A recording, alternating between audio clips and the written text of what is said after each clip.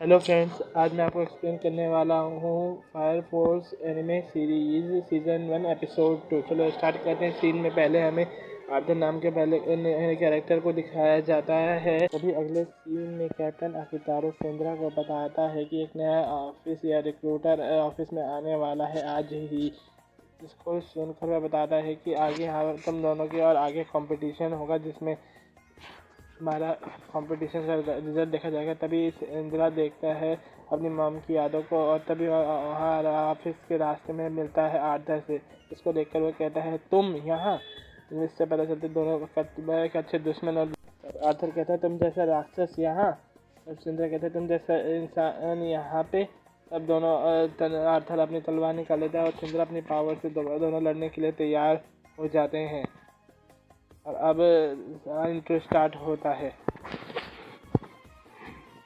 Intro के बाद हमें दिखाया जाता है फायरफोर्स ऑफिस के एक टेरिस का, जहाँ पर माकी और सिस्टर दोनों कुछ मैजिक प्रैक्टिस कर रहे होते हैं। और माकी अपने मैजिक से एक आग के एक विशाल नॉर्मल प्राणी को बनाती है, जिसको देखकर सिस्टर उसे टच करने की कोशिश करती है। तो माकी कहती है, इसे टच मत करना, ना तुम्हारे हाथ भी जल सकते हैं। तभी सिंद्रा और आर्थर लड़ते हुए टेरिस पर आ जाते हैं और उनको रोकते हैं। माकी पूछती है आर्थर से कि तुम कौन होता हो। आर्थर अपना इंट्रोडक्शन देता है और अपना नाम बताता है। जिस स्टाइल को देखकर माकी इम्प्रेस हो जाती है और फिर पूछती है कि तुम लड़ क्यों रहे थे। तब सिंद्रा बोलता है कि इसने लड़ाई स्टार्ट करी थी। आर्थर बोलता है इसने लड़ाई स्टार्ट करी थी। फिर माकी भी आर्थर का साथ देने लग जाती है। तो सिंद्रा कहता है, ना जाने इसमें क्या है ऐसा कि लड़की इससे फटाफट इम्प्रेस हो जाती है। और तो और माकी जैसी लड़की भी इससे इम्प्रेस हो गई। तभी सिस्टर कहती है कि तुम भी अच्छे हो। तभी वहाँ पे लेफ्टिनेंट ताकेशी भी आ जाता है और वह आर्थर से उसका नाम और आईडी वगैरह पूछता है। तब आर्थर अपना इंट्रोडक्शन देता है और ताकेशी माकी की आग के गोले को देखकर इतना नाराज़ हो जाता है कि वह उसे तुरंत पानी से बुझा देता है।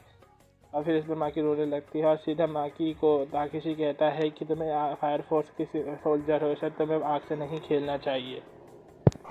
तब ताकेशी कहता है सिंद्रा और आर्थर से कि तुम्हारा भी कंपटीशन होने वाला है, इसलिए तुम्हें लड़ाई की प्रैक्टिस करनी होगी और तुम्हारी लड़ाई की प्रैक्टिस माकी के साथ होगी।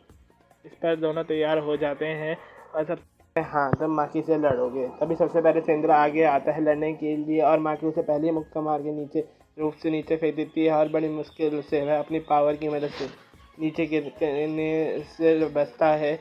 और इस साइड दूसरी साइड अब माकी आर्थर से लड़ने लगती है, जिस पर थोड़ी बहुत फाइटिंग करने के बाद आर्थर बोलता है, तुम चुड़ैल हो। जिस पर माकी गुस्सा हो जाती है और उसे पीटने लगती है। और तुम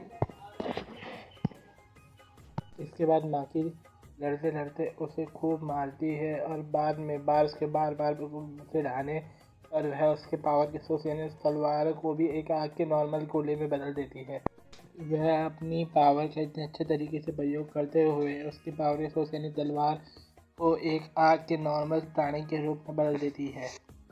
तभी यहाँ पे सिंद्रा भी अपनी आग की पावर से उड़ता हुआ आ जाता है और देखता है कि यहाँ लड़ाई ठीक चल रही है, तो वो पीछे हट जाता है। तभी ताकेशी कहता है कि अगर ये दोनों हीरो है तो रेगुलर माकी चुड़ैल है, जिससे माकी इन दोनों को आराम से पीट पा रही है। तभी आगे ये सब माकी इतना बड़ा आग का गोला बनाती है, जिसे देखकर दोनों डर जाते हैं। तभी कैप्टन ताकेशी उस आग के गोले को तुरंत बुझा देता है, जिसे देखकर माकी फिर से रोने लग जाती है और फिर कहता है आग से नहीं खेलना चाहिए। तभी हमें नया अगले सीन में हमें कैप्टन आकितारो दिखाया जाता है, जो सिंद्रा और आर्थर को लेके मैगी नूडल्स वाली शॉप में जाता है। तीनों मिलकर खाना खाते हैं और वहाँ से वापस आ रहे होते हैं। तभी आर्थर उन्हें कैप्टन आकितारो से एक फ्रेंड की तरह बात करता है, जिस पर सिंद्रा बोलता है तुम्हें सीनियर से ऐसे बात नहीं करनी चाहिए। तभी आर्थर तभी कैप्टन आकितारो बस थोड़ी सी सिंद्रा की फिरकी लेने लगता है और वापस घर की तरफ जाने लगता है, ऑफिस की तरफ। तभी सिंद्रा बोलता है तो मैंने क्या किया है ऐसे मैंने तभी वो चलने लगता है। तभी हमें अगले सीन में दिखाया जाता है कि कैप्टन और ताकेशी सिंद्रा को नए वेपन दे रहे होते हैं, जिसमें एक कुल्हाड़ी होती है। बोलते हैं कि आत्मा की शांति जल्दी दे देता है। तभी हमें आगे का सीन दिखाया जाता है जिसमें कैप्टन ताकेशी ने अपने वेपन वाले शॉप को देखकर बोल रहा रहता है कि मुझे इसकी सफाई करने के लिए कोई ना कोई हेल्पर चाहिए। पर तभी सायरन बजने लगता है और माकी आकर बोलती है कि सभी तैयार हो जाए, हमें नए मिशन में जाता है। इसके बाद हमें गाड़ी का सीन दिखाया जाता है जिसमें कैप्टन आकितारो कहता है सिंद्रा और आर्थर को कि तुम्हें ये हथियार वहाँ बाहर नहीं निकालने हैं पब्लिक के सामने, ठीक है। इसके बाद वह उन्हें हथियार देता है और बोलता है चलो फिर अपने नए मिशन में पहुँचते हैं।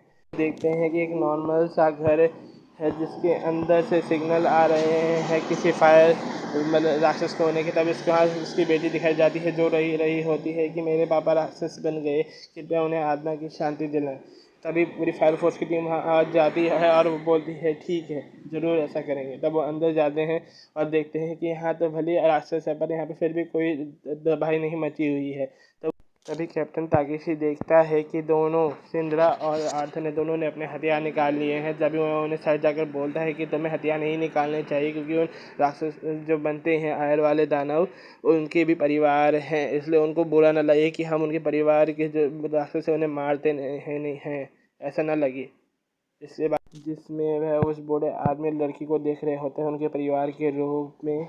तभी इसके बाद वह सब अपने हथियार को अंदर रख लेते हैं सिंद्रा और अपने हथियार को अंदर रख लेते हैं। तभी हमें मिस्टीरियस पर्सन दिखाया जाता है जो एक पाउडर सा छिड़कता है जिसकी मदद से एक आग वाला कोई चेतावनी टाइप की बन के आती है जिसे देखकर फायरफोर्स टीम कहती है ये क्या है। तभी वो देखते हैं कि धीरे धीरे ये फायरफोर्स का आग का गोला अपने आप ही ख़त्म हो गया है। तभी वह फ़िलहाल के लिए इसे इग्नोर मारकर अंदर चल देते हैं जहाँ वह देखते हैं कि आग वाला दाना आराम से बैठकर डाइनिंग टेबल पर अपनी फैमिली फ़ोटो देख रहा है। तब वह उसे बोलते हैं कि यह भले इस परिवार से प्यार करता है पर इसे अब आत्मा की शांति देनी ही होगी, इसने बहुत तकलीफ झेल ली। तभी फायरफोर्स की पूरी टीम आग वाले राक्षस के परिवार की तरफ देखती है, बोलती है चलो सिस्टर को कि मंत्र पढ़ो और आर्थर को तलवार लेके जाने के लिए बोलती है। तभी सिस्टर मंत्र पढ़ने लगती है और आर्थर तलवार लेकर उस दानव की तरफ जाने लगता है। सिस्टर मंत्र पढ़ के आत्मा को शांति दिलाती है और इसके बाद वह बोलते हैं उसकी आत्मा को शांति मिली। और तभी वहाँ पे बिल्डिंग हिलने लगती है और मतलब जो बड़ा सा घर होता है वह टूटने लगता है, जिसके पीछे मिस्टीरियस आदमी का हाथ होता है।